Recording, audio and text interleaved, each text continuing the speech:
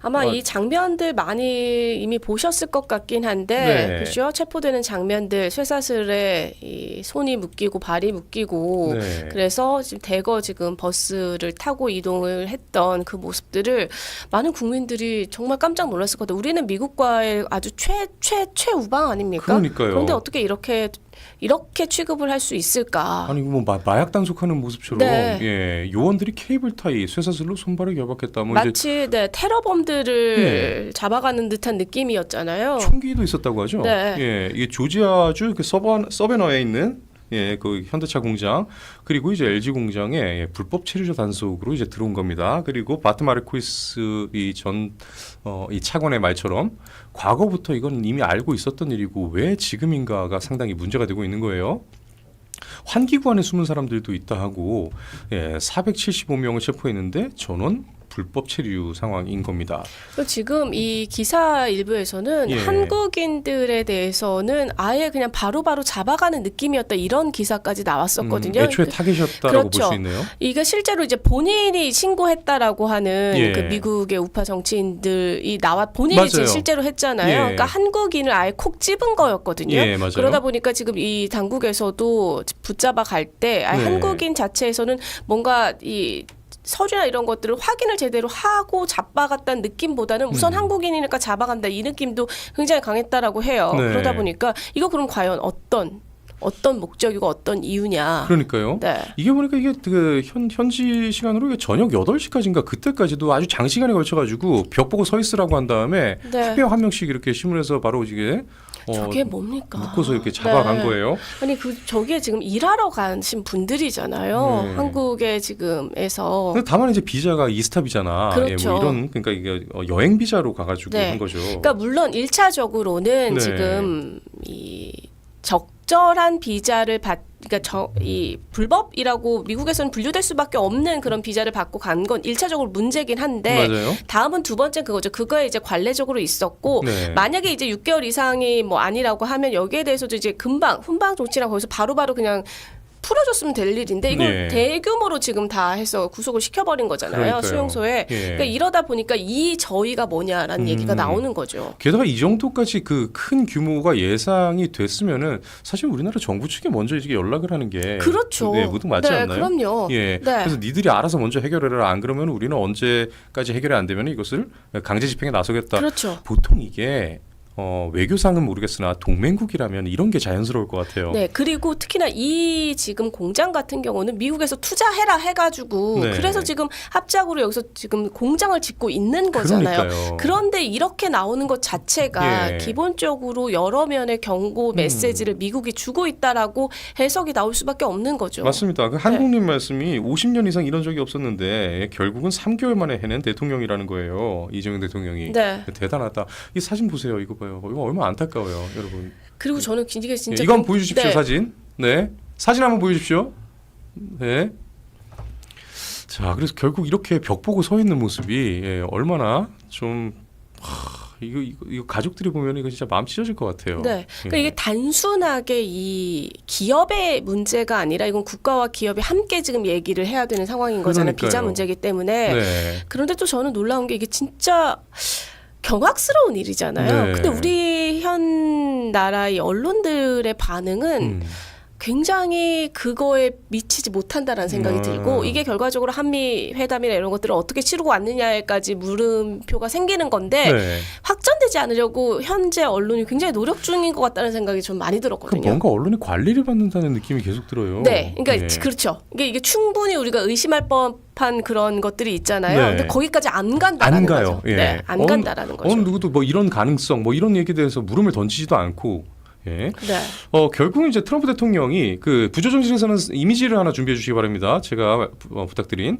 자, 한국 기업 현장 단속에 해야 할 일을 한 것이다. 나는 아는 게 없다. 이거는 이제 아이스가 한 거다. 그러니까 이민국에서 한 거다. 나 몰라. 이렇게 얘기했는데 여러분 이거 보면은 그 페이스북 링크를 먼저 좀 준비해 주세요. 이거 보면 뭐 생각나는 거 없으세요? 자, 문제가 생겼어요. 그래서 우리 쪽에서 여기에 대해서 이제 의문을 품습니다. 그런데 물어보니까 트럼프 대통령이 걔네가 한 거지 나는 여기에 대해서 아는 게 없어라고 했어요. 이거 어디서 봤냐면요, 여러분 한번 보여주실까요? 자, 이거 이미지를 한번 눌러주세요. 자, 잭스믹스 자꾸 잭스믹스래 그거. 예, 잭스미스 네. 이 특검에 대해서 이야기를 하면서 예? 특검을 이제 거론을 하니까 어떻게 또 이제 이 오산 기지 주한미군도 있는데 미군도 있는 곳을 그렇게 압수수색을 하느냐 이런 얘기를 하니까 이재명 대통령 그 당시 뭐라 했나요? 아, 미군을 직접 수사한 건 아니고 물론 뭐 이 특검이 또 저희 통제하에 있지는 않지만 이러면서 이제 선긋기를 했단 말이에요. 이거 고스란히 이거 돌려받은 느낌 아닙니까? 이게 지금 트럼프 대통령이 난 아는 게 없다라고 하는 게. 그러네요. 예, 그 공사 중단 차지 등 이거 여기 대해서 트럼프 몰랐대잖아요. 그러니까 이거잖아. 몰랐을 리가 없는 두 사람인 거잖아요. 그러니까요. 각 해당 사안에 대해서. 이거 세상 사람 다 아는데 네. 이거 대놓고 이거 몰랐다라고 하는 얘기, 이거 왠지 좀 돌려받은 듯한 느낌이 좀 드는 거예요. 이게. 그러니까 이례적이죠. 이렇게 대규모로 지금 400몇 명 이상, 그러니까 500명 가까이가 지금 구금이 된 게 이게 미국 역사상에서도 이렇게 많은 걸 한꺼번에 한 적이 없다라고 그러니까요. 얘기가 나오는데 이걸 네. 트럼프가 몰랐다고요? 그것도 네. 최우방국의 한국민을 300명 넘게 잡아가는데 몰랐다고요? 네. 그럴 리가 없죠. 아니 그리고 저도 이제 스쳐서 봤던 기사가 갑자기 이제 떠오르더라고요. 이게 불과 며칠 전에 일어났던 일이에요. 이거 이미 좀 보여주시겠어요? 강화도에서 페트병에다가 쌀을 담아가지고 이렇게 북한에다가 보내는 그런 게 있었거든요. 네. 근데 이게 이제 잡혀가지고 미국인 6명 송치가 됐었어요. 그러니까 이게 우리 정부가 네. 예, 미국인인데 이걸 외교적으로 국가 간에 해결을 안 하고 이 사람도 먼저 잡아갔어요. 오케이, 6명 잡아갔어? 네. 우리는 이건 곱하기 몇 배로 갚아주마. 예? 지금 약간 이게 정황적으로 계속 이렇게 좀 맞물려 간다는 느낌이 드는 거죠, 이게.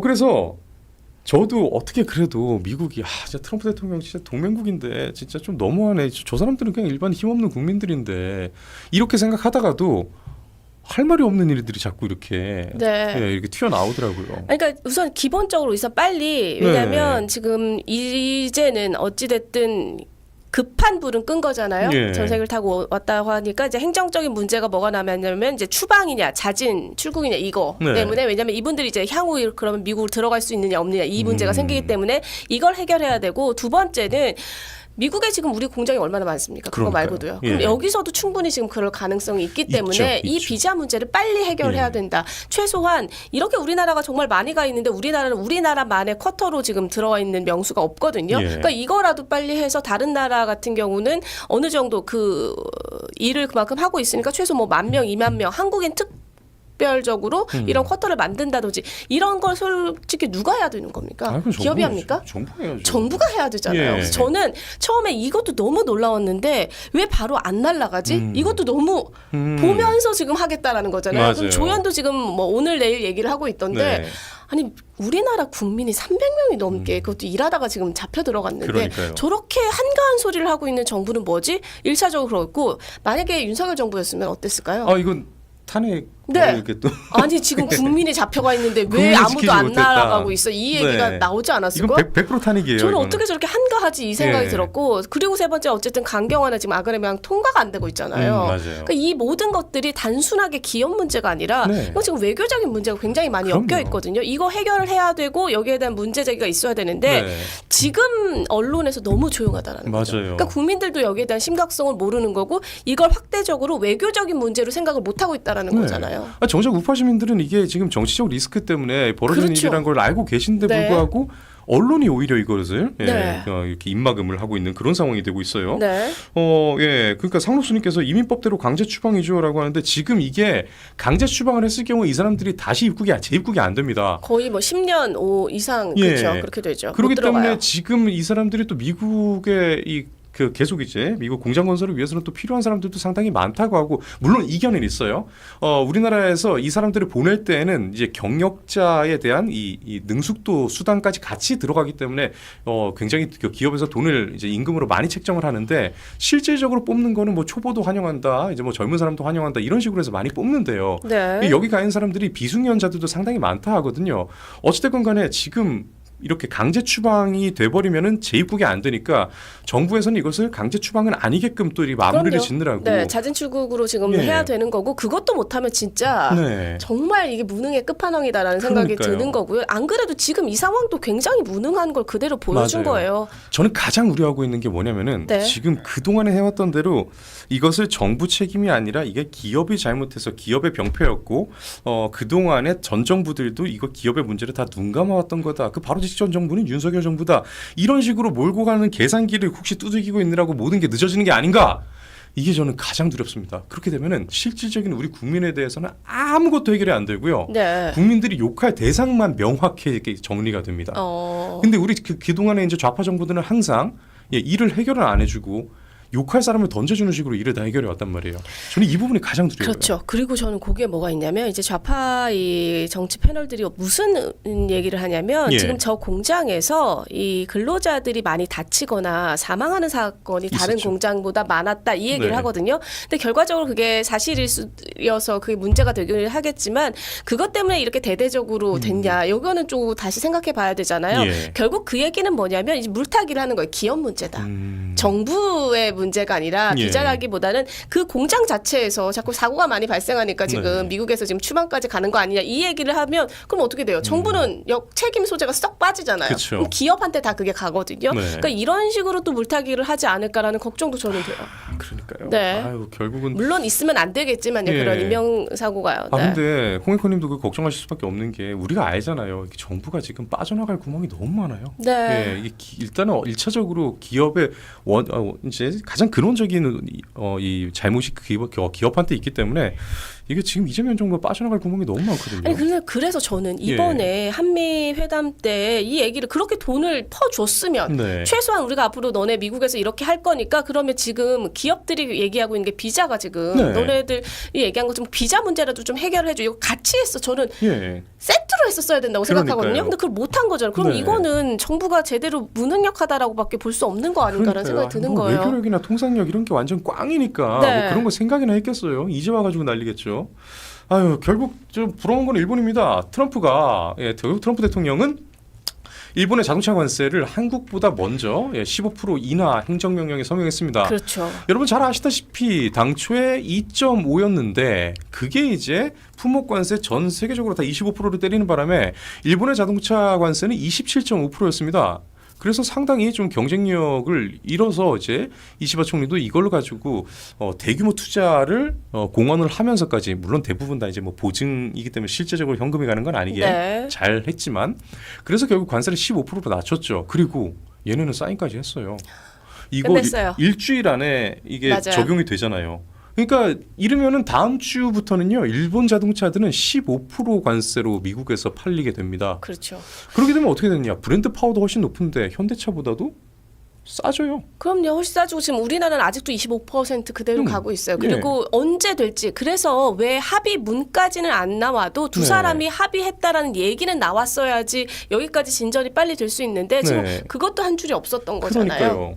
그 일본 입장에서 지금 어떻게 하겠어요? 일본의 뭐 도요타나 뭐 이런 이제 유수의 이 기업들 전 세계적인 기업인데 한국이 딜레이되는 그 시간 안에 온갖 프로모션을 다 던질 거 아니에요. 그러면서 선점을 쫙 해버리고 나면은 그 다음에 우리나라 15%로 같은 관세를 가지게 된다 한들 얼마나 많은 시장을 잃겠어요. 그렇죠. 그리고 지금 더 걱정인 건 언제 될지 아직 네. 불투명한 거잖아요. 그러니까요. 나오지가 않았어요. 네. 그리고 여기에다가 지금 관련돼서 공장이 지금 저런 식으로 지금 문제를 지금 삼고 있는 거잖아요. 네. 미국이. 그럼 앞으로 우리가 지금 저 15% 하기로 했던 거 언제 서명까지 이어질지가 몰라서 이것도 너무 걱정이고 그리고 우리가 왜 그런 얘기 했었잖아요. 일본이 사실 2.5% 그래서 네. 17.5%에서 뒤통수 맞은 거 아니야 했더니 지금 이거 보니까 그냥 15%를 해준 것 같더라고요. 그러면 우리가 뭐 이 지금 맞아요. 15%를 했어요. 그렇죠. 예. 기존 2.5%까지 그냥 다 상쇄. 네, 상쇄하고 예. 15%거든요. 그러니까 네. 지금 우리가 15% 빨리 한다고 하더라도 결과적으로 우리가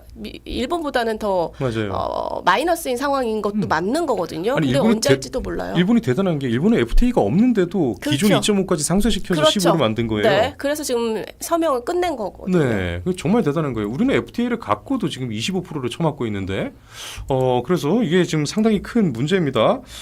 미국은 원칙을 바꾸지 않을 것 같다. 같다. 예, 신원님께서 말씀하시는데 예, 저도 그럴 것 같아요. 왜냐하면 미국의 조야에 있는 아니면 미국의 관료들은 원칙을 고수하려고 하고 있고 트럼프 대통령은 그 원칙에서 약간 그걸 뭐 유동적으로 많이 쓰긴 하나 어쨌든 간에 지금의 그 유동성이 우리에게 유리한 쪽으로 움직이고 있지는 않기 때문에 네.